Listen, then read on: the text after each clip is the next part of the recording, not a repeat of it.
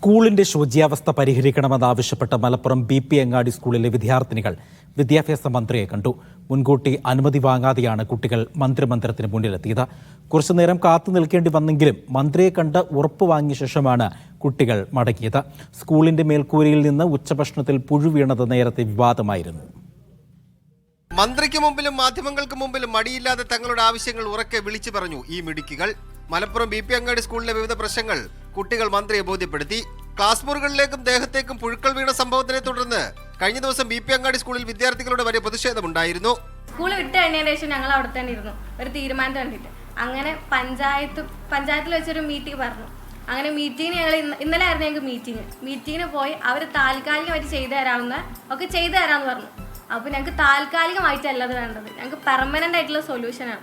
കുട്ടികളുടെ പ്രതിഷേധം സ്കൂളിൽ നടന്നപ്പോൾ തന്നെ സർക്കാർ അടിയന്തരമായി ഇടപെട്ടുവെന്ന് പറഞ്ഞ വിദ്യാഭ്യാസ മന്ത്രി ഒരു മാസത്തിനകം ശാശ്വത പരിഹാരം ഉണ്ടാകുമെന്ന് കുട്ടികൾക്ക് ഉറപ്പ് നൽകി.